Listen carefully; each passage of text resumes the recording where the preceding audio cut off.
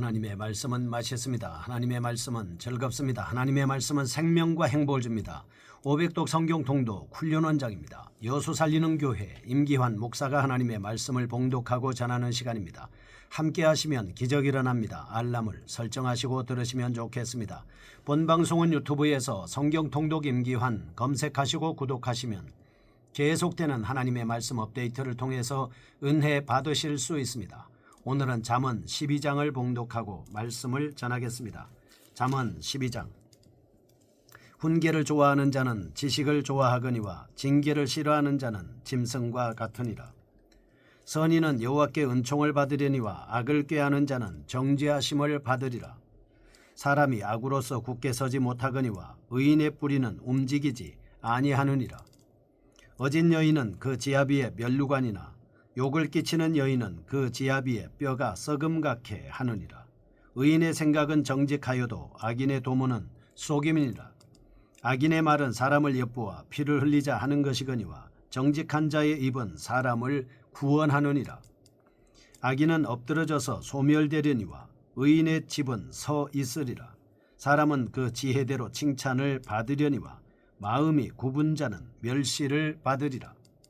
비천히 여김을 받을지라도 종을 부리는 자는 스스로 높은 채하고도 음식이 핍절한 자보다 나으니라.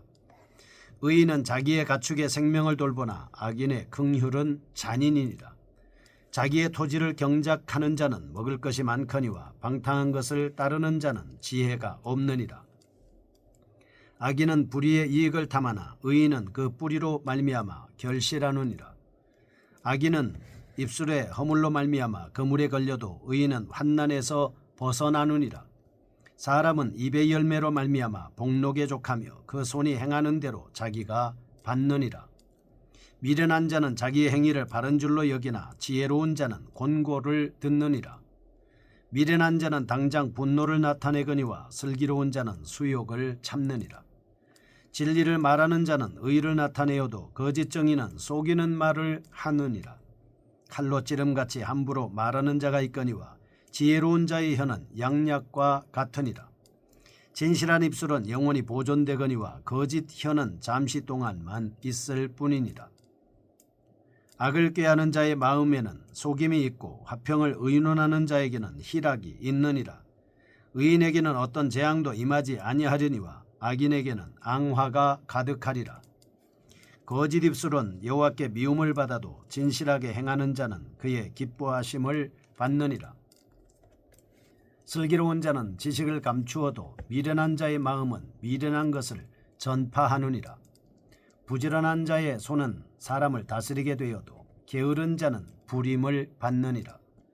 근심이 사람의 마음에 있으면 그것으로 번뇌하게 되나 선한 말은 그것을 즐겁게 하느니라. 의인은 그 이웃의 인도자가 되나 악인의 소행은 자신을 미혹하느니라. 게으른 자는 그 잡을 것도 사냥하지 아니하나니 사람의 부귀는 부지런한 것이니라. 공의로운 길에 생명이 있나니 그 길에는 사망이 없느니라. 아멘. 잠언 12장입니다.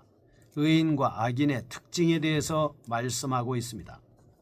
솔로몬은 12장에서 의인은 생명의 길로 들어가고 반면에 악인은 결국 소멸되고 만다는 점을 대조법을 사용해서 설명하고 있습니다. 이처럼 의인과 악인의 특징을 내적 측면에서 비교하고 있습니다. 1절에서 5절 의인과 악인의 하나님에 대한 내면적 태도를 잘 보여주고 있습니다. 6절에서 12절 여기에 상응하는 결과를 보여줍니다. 13절에서 28절 인간의 마음을 가장 극명하게 보여주는 언어 생활을 다루고 있습니다. 좀 더 자세히 살펴보겠습니다. 1절에서 3절 하나님의 말씀에 대한 태도입니다. 4절에서 8절 의인과 악인의 삶의 특징에 대한 말씀입니다. 9절에서 14절 의인의 복과 악인의 저주, 15절 16절 미련한 자와 지혜로운 자의 자세에 대한 말씀입니다. 17절에서 22절 의인과 악인의 언어 생활입니다. 23절에서 28절 의인과 악인이 받게 될 현세에서의 보응 등으로 나눌 수 있겠습니다. 12장의 특징을 살펴보겠습니다. 첫째, 1절과 8절, 15절, 16절. 의인과 악인의 지혜는 하나님에 대한 태도에서 결정된다 라고 하는 것입니다. 이러한 사상은 1장 7절부터 일관되게 주장되는 본서의 핵심 주제인 것입니다. 참 지혜란 결코 인간의 상상이나 고안에 의해 만들어지는 것이 아닙니다. 하나님에 대한 자세, 율법에 대한 태도에서 기인한다고 볼 수 있겠습니다. 둘째, 11절, 24절, 27절. 의인과 악인의 지혜는 각 개인의 성실성과 밀접하게 관련되어 있습니다. 이러한 사실은 지혜가 단지 옳고 그름만을 판단하는 기준이 아닙니다. 삶의 태도를 포함한 구체적인 개념임을 알려주고 있습니다. 지혜는 추상적인 관념이 아닙니다. 개인의 생활 태도와 밀접한 관련이 있습니다. 사실 하나님에 관한 이해는 필연적으로 피조물의 성실한 반응을 요청하게 되어 있습니다. 셋째, 6절, 13절, 14절, 17절에서 19절, 22절. 언어란 인간의 내면적 존재를 숨김없이 표현하는 통로입니다. 인간은 언어를 통하여 자신의 생각과 인격을 드러내게 되죠. 이러한 관점에서 12장은 언어의 중요성을 다양하게 강조하고 있습니다. 한편 12장은 잠언이라기보다는 일종의 금언에 가깝다라고 하는 것입니다. 교훈을 보죠.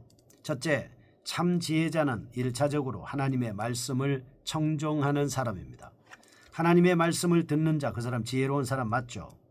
둘째, 그래서 성도의 첫째 의무는 하나님의 말씀을 묵상하고 청정하여 잘 따르는 것입니다. 둘째입니다. 인간의 지혜는 언어를 통해 표출됨을 인식하고 말에 있어서 더욱 신중을 기해야 할 것이다 하는 것입니다. 1절에서 2절 보겠습니다. 하나님의 진리에 대한 태도입니다. 의인과 악인이 궁극적으로 받게 되는 보응으로 끝을 맺고 있는 앞장에 이어 12장의 본 단락은 하나님에 대한 근본적인 자세를 통해서 지혜자와 우매자를 구분하면서 새롭게 주제를 발전시키고 있습니다. 솔로몬이 이렇게 다시 본서의 주제를 상기시키는 이유는 지혜의 근원은 오직 하나님께로부터 시작된다는 사실을 강조하기 위함입니다. 좀 더 자세히 살펴보겠습니다. 첫째, 1절. 훈계에 대한 태도에서 나타나는 지혜는 훈계를 좋아하는 사람이 참된 지식을 귀중히 여기며 받아들일 수 있음을 강조하고 있습니다. 이런 사람은 진리 자체를 즐거워합니다.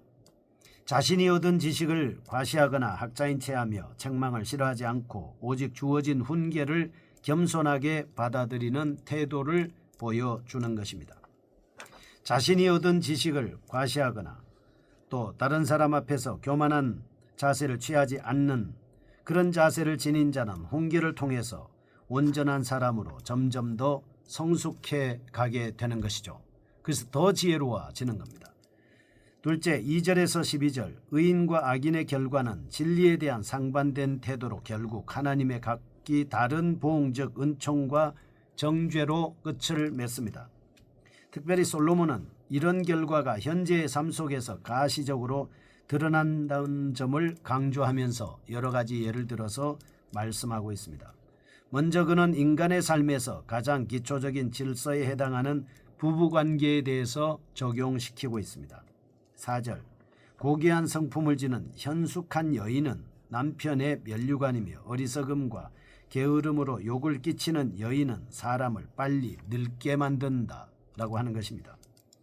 더 나아가서 지혜로운 사람은 육에 속한 사람들 사이에서도 칭찬의 대상이 되지만 미련한 사람은 멸시의 대상이 된다고 하는 것이죠. 또한 의로운 사람은 말 못하는 짐승을 대할 때도 동정심을 가지고 보살피지만 악인은 하등동물을 대할 때 잔인하게 행동하게 하는 것입니다.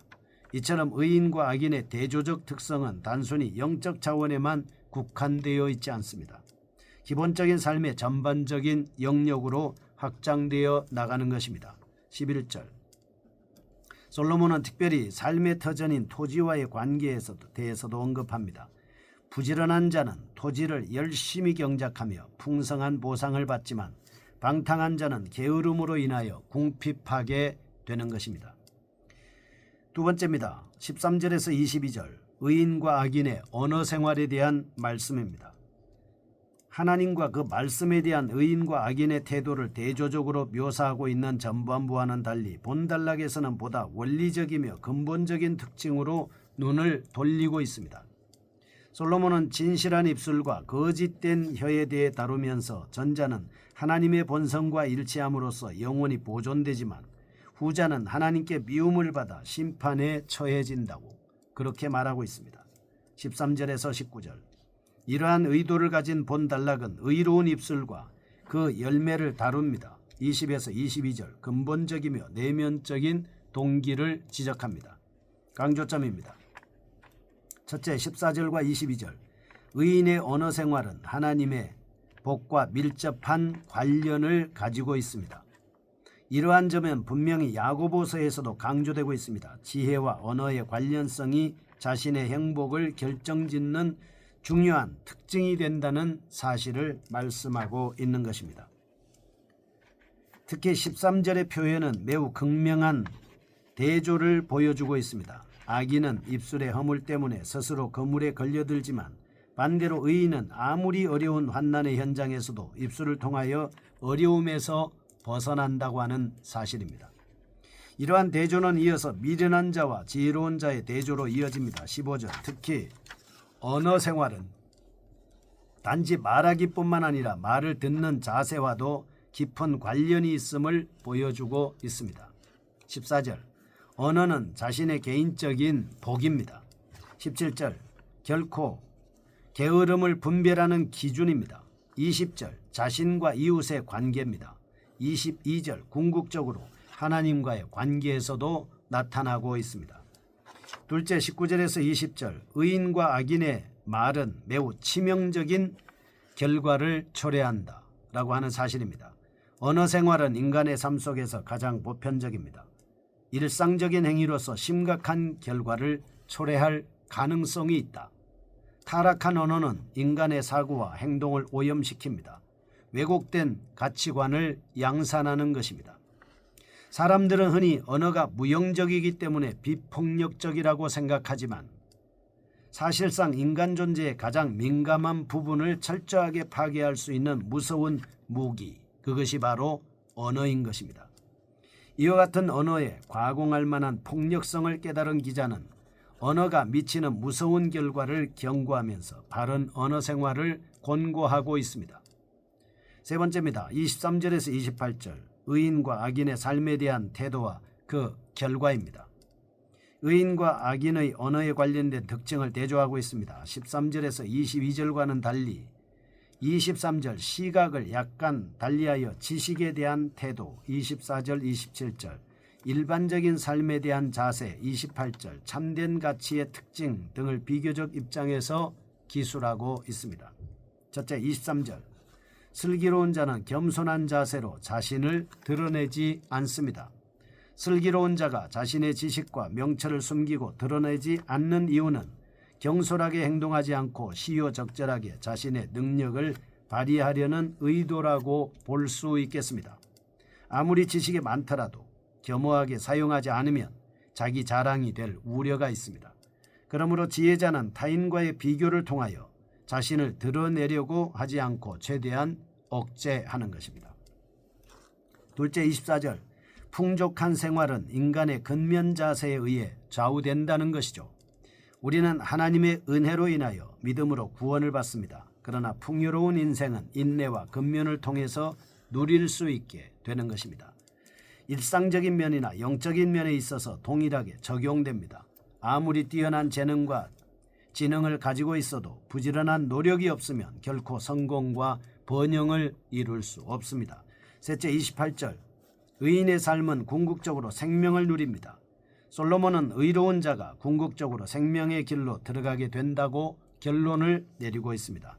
하나님의 뜻을 따라 영원한 생명을 소유하고 지킬 수 있는 저희가 되게 하여 주옵소서. 예수님의 이름으로 기도합니다. 아멘. 여수 살리는 교회 임기환 목사였습니다. 지금 극동방송을 듣게 하세요. 기적이 일어납니다. 우리는 지금 생명을 전하고 있습니다.